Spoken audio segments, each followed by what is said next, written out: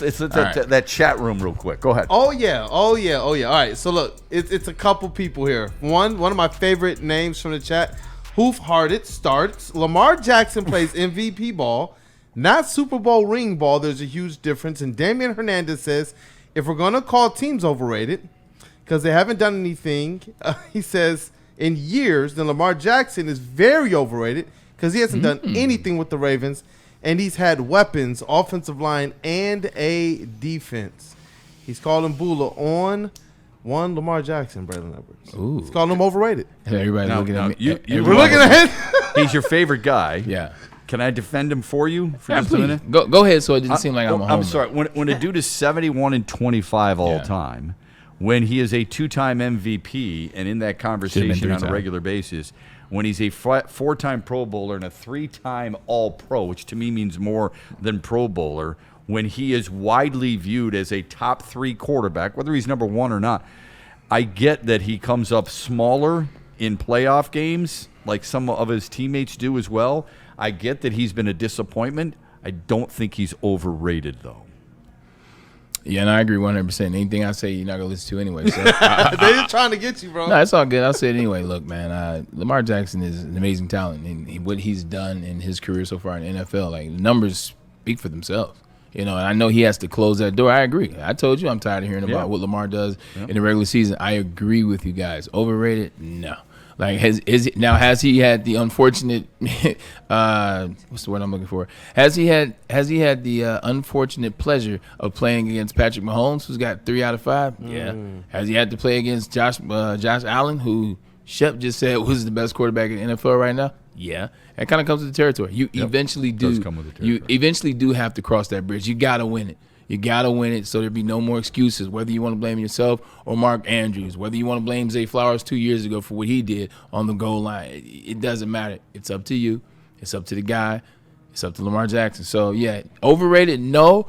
But does he need to do something in the postseason? Yes. Yeah. Three times drastically, I agree. 3 times in 8 years he's him and his team, let's say. Yes. A lot of mistakes. But hold on. I mean, if in fairness, and I just stuck up for him, and 3 times in 8 years he's led the league in touchdown percentage. Yeah. But if we're going to use, hey, you got to prove it to me in every other sport, whoever has come up short, unfortunately, this is what his quarterbacks are saddled with. If I'm going to say I needed more out of John Elway back in the day, I needed more out of Jim Kelly, Dan Marino, Peyton Manning till he won 2, I can say that about Lamar Jackson too. Because unfortunately, and I don't think it's always fair, but unfortunately, the quarterback is associated with the wins and losses. I already gave you his wins, 71. I gave you his losses, only 25. I would remind you, if I gave you these numbers, 172 and 49. You know what those are? 172 are the touchdowns in his career, 49 interceptions in his career. Yeah. That is an incredible ratio. We can have this conversation like all day long. 1, it's a fun one. 2, it has different layers. And 3, people just love to disagree, especially when I give them information like this. Look, Lamar Jackson always shows up in the playoffs. And you can go back to his playoff history for when the team wasn't ready, when they were not offensively coordinated for him to have success, when they didn't have weapons on the team for him to have success. He still found ways to get there. And then they do provide him weapons, and sometimes it just doesn't work. I want to see what it looks like when there is no excuse. When there is no Zay Flowers being out last season, when there is no Mark Andrews drop on a second on a 2-point conversion where you're going to overtime. Who knows what happens in overtime with you and Josh Allen? But you have the opportunity yet again. I'm tired of hearing about whether it was Todd Monken, who has this great offensive coordinating scheme all regular season, and then you get into the playoffs, you get into these tight games, and it's like, is it Lamar Jackson getting tight? Is it Todd Monken getting tight? 2 years prior to that, was it Greg Roman, the offensive coordinator, getting tight, or was it Lamar? This is the year where there are no excuses. Whatever happens at the end of this year with Lamar and Baltimore is going to be who Lamar and Baltimore are going to be. Because if they lose, first of all, the Chiefs, is it Patrick Mahomes? Because last time I checked, they were 0-2 and trying to figure out what's going on. At the end of this season, it will be nothing to talk about with Lamar. He will either have won the Super Bowl or got to the Super Bowl and won it, got to the Super Bowl and lost it. Anything other than that? I do think he's gotten better. He hasn't always shown up in playoffs. I mean, he scored his team scored 3 points in a loss to the Bills, in 2021. His team lost to the Tennessee Titans, and they only scored 13 points. Look at those offensive rosters. Well, okay, that's fine. All I'm telling you is, again, this is fair or unfair, and it's probably more unfair. But if we're going to label this with quarterback, we don't do that with Matthew Stafford. Didn't do that with him in Detroit. He didn't come up. He didn't play. He wasn't good enough against New Orleans. He wasn't good enough in Seattle. Wasn't good enough against Dallas. We did that, and we had to live with it. Lamar Jackson, in those 3 occasions anyway, wasn't good enough. That doesn't take away from what he's done in the regular season and how great, and yes, I use that word and I don't use it very often, how great he has been in getting his team there. Yeah. I don't think people appreciate that enough. You do, of course. But how tough that is to get your team there, especially when you are the constant hunted in that division. On the other hand, when you're losing to Tennessee and only scoring 10 points, you're losing to Buffalo and all you did was get your team a field goal, that's a problem. Yeah, and you're right. He's got to overcome that. You're absolutely correct. And those games were 4 or 5 years ago, like this current Lamar Jackson. Right. Like That's why I said he got better. Oh, 100%. Because I'll give you an example. Just look at the last game they played Buffalo. Like, all people taking out of that game is what happened. They lost. Yeah. Did you see how Lamar Jackson played? Mm-hmm. Did you see what he did yet again in those games and he lost? Yes, quarterback. It's fair. You get the wins, you get the losses. It comes with the territory. It comes with $60 million. It comes with the commercials. It comes with the perks. We understand that. But when you play so damn good, jeez Louise. Yeah. Well, hey, you know what? It's not a lot different than pitchers who pitch so damn good and don't get the win because, unfortunately, unlike baseball, I mean, it's a little different with football. Jack Morris, when he led the Twins to that championship and he pitched extra innings, and look at what he did, you know, he is glorified for that. That might have got him into the Hall of Fame, all right? It's not the way it works, unfortunately, with quarterbacks and the NFL. Go ahead, Kool-Aid. Sorry. Yeah, you know what? Shout out to this chat, man, for just doing their thing. Teddy Fresh in the chat. Before we get into Lions versus Ravens early preview, because we also have Monday, but we're going to give you a little bit of something today. Teddy Fresh sends in a $50 super chat. It jumps to number 1.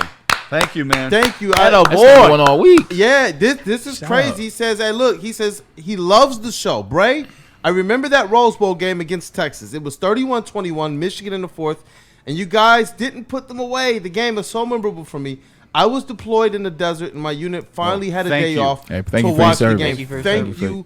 Thank you, Teddy, for your service. Thank you for on your day off choosing to watch the University of Michigan Wolverines play against the Texas. I'm being honest. Like on your day off, you chose to watch Michigan and Texas. Like, thank you for your service and thank you for choosing us. I wish we could have got the win for you. Lord knows I do. Oh man, I hate that game. Thank man. you, Teddy. Like, because it's like the one game. It was like I can't talk about what happened in that game, but I want to talk about what happened in that game. Like 3 touchdowns later, but I can't talk about that. Let's dive into this. Somebody also, and again, thank you for your service as much as anything else, but thank you for the chat. That's awesome. It's an honor to be able to, for you to spend some time with us. It really is. It's an honor for us to be entertaining and hopefully sports knowledgeable enough and have some smiles that make any of you watch and join us in the chat. Man, it means an awful lot to us. Somebody had sent this in the chat. 50 to 17 Ravens. So let's dive in a little bit. Lions and Ravens. We're well aware of the special skill set that Lamar Jackson brings to the table and how much of a challenge that's going to be. It's going to be a hell of a lot more challenging with Marcus Davenport out, and now they have graded that as a chest injury. When you go from shoulder to chest, that screams to me anyway, pectoral muscle, okay? Something that you have a lot of, I may not have enough of. How do you handle Lamar Jackson, do you think? And please don't tell me you got to keep him on his spot. Everybody's tried to do that. Every flippin' defensive coordinator who's ever played against the kid has tried to do that, and they haven't been able to necessarily do it. How do you handle him? Okay, I'm clearly not a defensive coordinator, but if I were trying to play couch DC, you got to keep him off balance, keep him uncomfortable.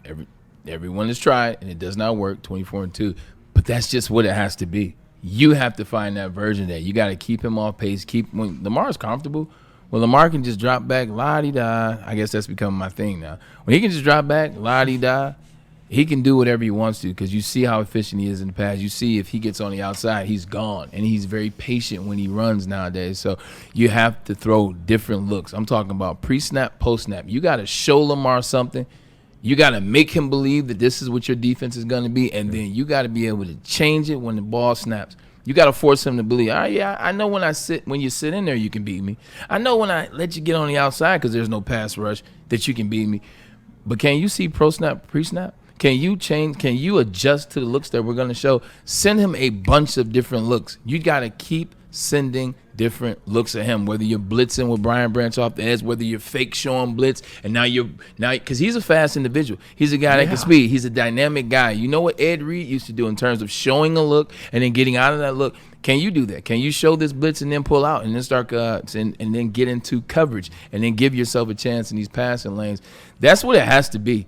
Because all the other stuff is, you keep them on the inside and then you hope that you funnel them this way. It's not going to happen. He showed us time and time again that it doesn't happen. It doesn't matter who he's playing against. My favorite is you have a spy. You got to put a spy on. You can put 3 spies on him, and then what happens is he's still going to beat you, but even now you have 3 spies. Guess who's open? 2 people. Exactly. It's 2 individuals Zay Flowers had a really nice start to the season. So who might different looks? Who might be the Jack Campbell and Brian Branch. Okay, Jack Campbell and Brian Branch, because they don't exactly where I was going. They don't show a lot of blitzing with Jack Campbell. They don't show him a lot of times coming off the edge. He's more so stays in coverage and he stays home. He does what he's supposed to do, and when he goes, it's because the tight end is home. His man is home. The running back is in the backfield. You got to do some different looks with Jack Campbell. Unleash him.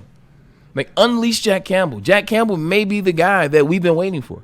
He may be the player that can help Hutch on the other side. Did you see what he did to DeAndre Swift? 100%. Just blew his ass and was happy about it. And guess what he did after he did that? He just went back to the huddle. Yeah. Business as usual. Yeah. Jack Campbell, and then allow Brian Branch to do more things. We see a little bit of Brian Branch dropping in the coverage late, blitzing off the ends. We don't see a ton of it.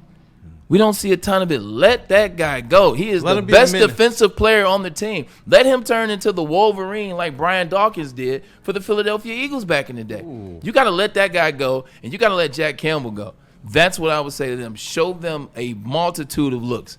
Because I don't care how good you are as quarterback. You could be Tom Brady, you could be Peyton Manning, you could be Brett Favre, you can be Warren Moon. When you see, I got my Warren Moon reference in there. I did notice that. When you see one thing and then it's there to the last possible second, and now it changes. No matter how good you are, you have to adjust. And how fast can you relay that information? How fast can you get your offense on the same page as you when you see that adjustment? Show him multitude of looks. Just keep them coming. You're going to have to score with them because they've already proven 40 and 41. I think Detroit's defense is better than Buffalo's defense. Interiorly. I think Detroit's defense is better than Cleveland's defense. But 40 and 40, I know that's all right. That's kind of a little controversial. It's pretty close. You say you think Detroit's defense is better than Cleveland's? I do. Cap. What's that? That's cap. That means that's false. Okay. Yeah, Give me why. Because their secondary, as well as their defensive line, in totality, is better than the Lions. And the only place I would say I think Detroit's secondary, obviously led by their safeties, but DJ Reed hasn't played well enough, but he has that capability. I'm still a believer in Terrion Arnold.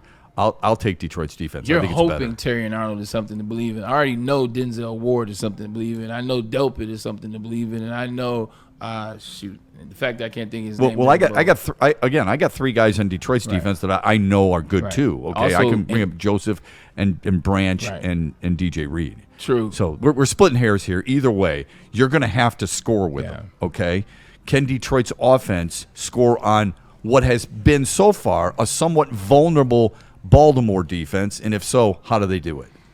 Yeah, defense didn't look at them against Buffalo, but Buffalo has Josh Allen, and we don't. So you don't have that element of a run, just of a running quarterback. Not disrespecting Jared Goff, it's just the running quarterback. Running, not mobile. Like, you don't have that element, and that's the one thing when you look at that. But to your point, they haven't looked great. They haven't looked like world beaters. They haven't looked like the defense that they used to be, 4, 5, 6, 7, 8 years ago. Mm-hmm. They look like a defense that's trying to figure it out regardless of who they're playing against, who they played last week. Baltimore played Cleveland. And Correct. They finally put up the points at the end. It's a tough defense. Mostly Cleveland late. Scored 20 points. One was on turnover. So, can they put up points? What I saw last week, yes. The Detroit Lions can put up points. They figured out they still have the same talent. They still have the same system. Can you do it on the road if things get off track? That's the problem. Not problem. That's the biggest question.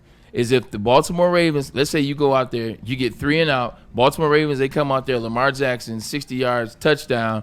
Yeah. Like, what happens? Then what happens if you guys get 2 first downs. Then you come back, have to punt, they score again. Now it's 14-0. You're playing catch up because entire game. that's what happened in the Green Bay game. The Green Bay game went off the rails because they got behind early, and it was early, and you get miscommunication and things of that nature. They got behind early.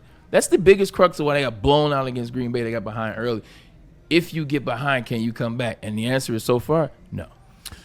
First 2 games of the season, really small sample size. We get that, but Lamar Jackson and Jared Goff are tied for the league lead in touchdowns. Yeah. Lamar Jackson 2-0 against the Lions in his career, 5 touchdowns, 1 pick. The thing that scares some Lions fans, and I think it's justifiable, is that Derrick Henry was held in check last week against Cleveland. It's really hard to find back-to-back games in his career where he has been held in that type of check. That is going to be a real challenge for them, not just handling Lamar Jackson, but trying to contain a guy who wants to show everybody, again, why he's one of the best this game's ever had. Kool-Aid, take this, get ready. This is going to be the clip already. So I'm ready for it. Because to be honest, that plays to the Detroit Lions. The Detroit Lions on defense, what they've done best so far is that interior. The big guys up front, they're not letting running happen. I know the Josh Jacobs picked up 60, was it a total of 69 yards, but that was garbage yards towards the end. They've been stout in that middle. And if you're going to come here and tell me that we're going to force feed Derrick Henry because of how last week played out, because his feelings were hurt, that he couldn't get any rushing yards after getting called out and said, we'll see on Sunday, and then we didn't see anything on Sunday, that plays to the Lions. Yeah. Like the one thing that they're doing really well is that up front. Send Derrick Henry at Talik Williams. Send Derrick Henry at DJ Reader. Send them at them. We dare you. That's what the Lions should want. Like, if I'm the Baltimore Ravens, it's not me coming in and saying, because my superstar got shut down last week, we're going to establish it at home. Yeah, we're going to get him going. You better not, because that will play into the Lions' hands, and you're trying to do something. It would be like Ryan Day and Michigan last year. You shouldn't have ran the ball. You should have passed it, but you did. I would venture this too. You'd mentioned Brian Branch and Jack Campbell before I even could ask the question, because you're reading my mind. I think Terrion Arnold is going to be vital, and here's why. Not just because he has struggled in the first 2 games. He's given up 175 yards, more than any other starting corner in the NFL through the first 2 weeks, but because he's also giving up 3.2 yards per coverage snap and to the nearest defender, and that is the largest in the league too. If Detroit can't get pressure on Lamar Jackson, if he keeps that play alive, as you have educated us numerous times here on the show, look, you can only cover for so long. There are times where Terrion Arnold has been in the right spot this year and been burned. Has he been burned overall? Absolutely. Look at Roma Dunze. Yes, he did that last week. But overall, he's been in some proper spots as a cover corner. If you're not going to pressure this kid in Lamar Jackson, he's going to keep that play alive. You're asking your secondary to cover a lot longer than they're used to covering. That's a serious issue, I think. Yeah, 100%. That's why I say I want to see Brian Branch come off the end, too. And when you have those runs as well, he can come off the end, because Derrick Henry is a guy that's shown you before he gets going, before he gets to 5, 6, 7, 10 yards down the field in the backfield, you can stick him. I've seen many people tackle Derrick Henry in the backfield. I've seen many corner blitzes, safety blitzes, even linebackers that get in free sometimes. He's not a big man as it relates to no momentum going, no engine going. You got to get to him before he gets the momentum. And then talking about those blitzing, you blitz, you got to be careful. This is where Kelvin Shepard really earns his money, man. I mean, he's got to find a way. Everybody talked about before the season began that Kelvin Shepard was one of those defensive coordinators who was going to find a way to get to the quarterback by being more aggressive. If that's the case, his guys have to get home. You can call all the blitzes you want, but if they're not getting home, then shame on them, and they're going to be exposed. So that's what we're looking for. We'll talk more about it Monday here on the Braylon Edwards Show. Let's get to the mailbag. Let's get to more super chats. Let's get to more chats before we get out of here, and having a great weekend, everybody. So what do we got? Yeah, definitely. You know what? A lot of the chat family in here are kind of all over the place, but I'm seeing some people that are believing that it's going to be a drubbing in the Lions' favor. Early Bird Plumbing says 45-21. And I'm wondering, for those of you in the chat who do believe that the Lions are going to go out there and lay the smack down, please put your keys to victory in the chat so we can read them. But Randall Smalls, his 45, hold on, 41-25? 45-21. Like, that's nuts. Like, first of all, Lamar Jackson's not losing. That is not my burner 45-21 account to anybody at home. It's just not happening. The history would not indicate such. And when somebody in the chat says, maybe Derrick Henry has hit a wall. You're being very selective. Just because last week he only gained 23 yards against Cleveland, he also gained 169 78. yards against Baltimore or against Buffalo.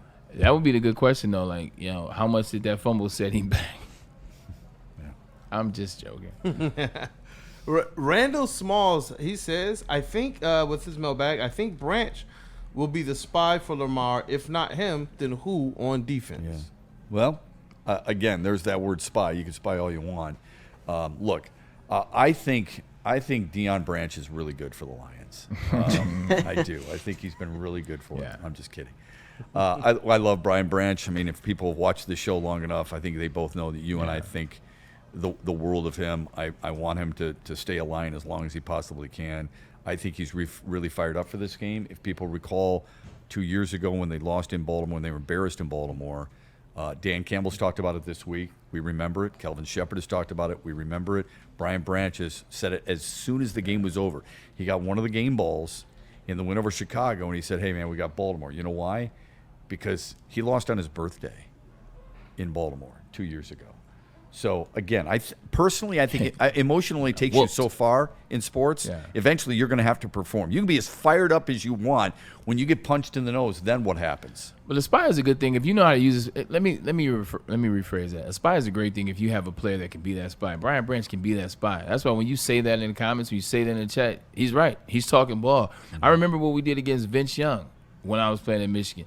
We legitimately spied him on first and second down. Now, what happened on third down, you got to talk to a defensive coordinator at the time. First and second down, what they did, they had the guy that kept on the outside to keep him inward. What you do with a Brian Branch, you use him to keep Lamar going back towards Talik Williams, back towards the pile, back towards the right side, wherever it's going to be out there in place of Marcus Davenport. That's where it helps. Because if you don't have a guy out there, when he gets outside, he's outside. Like they say in the culture today, I'm outside.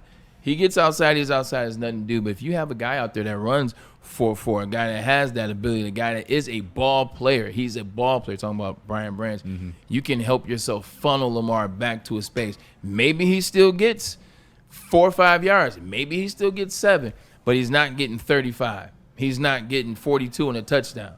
He's getting 7, and now it's 3rd and 3, or it's 2nd and 3. That you can do with a spy. That can help.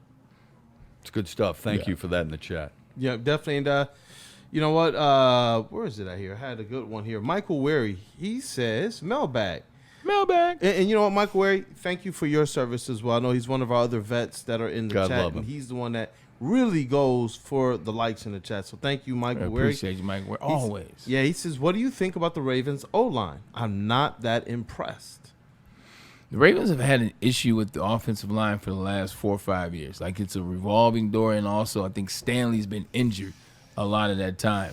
So I don't think they're overly great. And I think that the Baltimore Ravens, Shep, you can step in. I don't think they've relied on the offensive line in the last 5 years. I think they've relied on the ability of Lamar Jackson to get outside the pocket and escape and do those special things, which sometimes can bite you in the butt. But their line, injuries to Stanley a lot, but it's been inconsistent. You see Kevin Zeitler go 2 years ago, and he came here, and they weren't necessarily a better line forward. Yeah, I don't think that's fair. I don't think Lamar Jackson does it all by himself. I don't think Derrick Henry does it all by himself. I don't think you win as many games as they've won with just those guys without the offensive line. I'm sure those guys would tell you that too. I don't look at Baltimore's susceptibility with their offensive line. I look at Baltimore's susceptibility with their defense.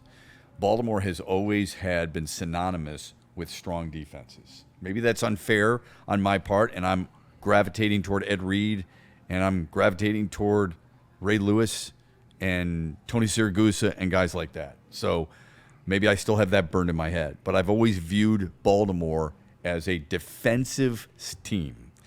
And it's probably changing my mind because of how dynamic Lamar Jackson is. But if you look at what has happened so far this year, they have thrown for opposing teams have thrown for 200 yards more than Baltimore has thrown for, and opposing teams have rushed for well over 200 yards against them in 2 games.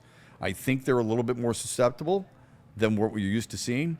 I think Detroit is going to do their damnedest to keep Lamar Jackson off the field and run the football. If Detroit can win the battle of running the running game, then I think they've got a really good shot at winning the game. And Baltimore gave up 57 sacks in 21, 38 sacks in 22. They lowered it to 27 sacks in 23 and then went back to 42 sacks in 24. I say that to say this. Derrick Henry's a monster and so is Lamar Jackson. From that offensive line, I see inconsistency. Yeah, I think those are excellent stats. Yeah. I do think sometimes those statistics, it's kind of like last year. Caleb Williams gets sacked 68 times. How much was on him scrambling and being chased down? How much was on the offensive line caving in? I don't know the answer to that. I can help you with that. But those numbers are pretty glaring. Chicago Bears went out and got 3 new offensive linemen last year. Didn't help them at all. Facts. Anything else? Oh, yeah. The people are definitely active in the chat right now. And Jack Stark, he says, playing heavy man coverage hurt the Lions in this game. Yes, because when the DBs turn their back, Lamar Jackson's out of here.